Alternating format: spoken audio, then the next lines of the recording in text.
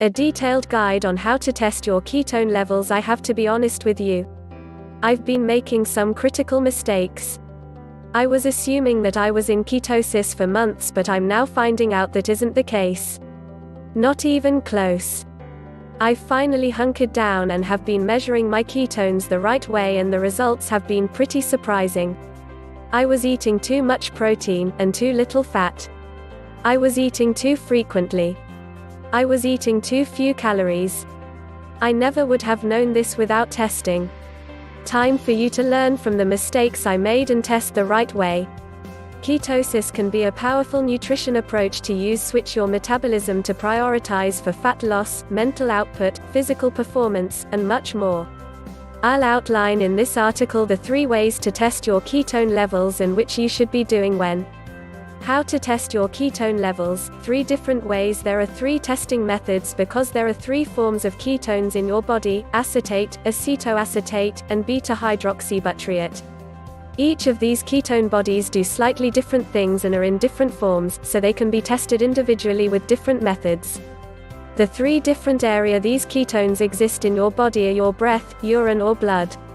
The good news is that all of these ketone level measurements can be done at home, by yourself.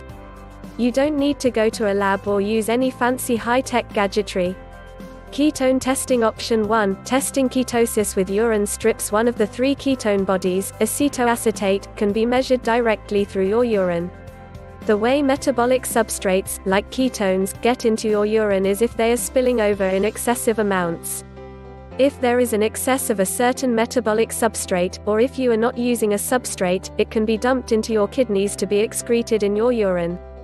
This is actually a good thing that excess ketones can be excreted through your urine. Ketone testing. Option 2. Testing ketosis with your breath. Acetone or acetate is the second ketone body we'll be looking at measuring and is produced by gas exchange in your lungs. Since that is the case, you breathe out a detectable level of ketones. While not directly responsible for metabolism and more of an indirect measure, acetate has been found in recent findings to correlate very closely to levels of BHB in the blood. The blood is what exchanges gases in the lungs, FYI. How to use a ketonics breath meter to read your ketone levels. After you get the ketonics meter, you just plug it into a USB port or into an included battery pack. Wait until the unit warms up, which frustratingly can take a while. Blow into the ketonics unit until it starts flashing that it is reading your breath acetone levels. Either use included software for your computer or the color not breath, but mouthfeel. For ketones, you may read that if your breath is fruity smelling, this is a good indication that you are in ketosis.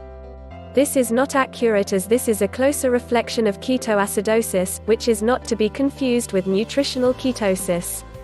Acetone levels in the breath under nutritional ketosis should not be high enough to cause a detectable scent. However, when you wake up in the morning, a lot of times you'll have a distinctive mouthfeel when in ketosis that is recognizable. There's almost a film-like feeling. You'll know. How have you tested ketone levels before? Questions or comments? Leave the feedback below.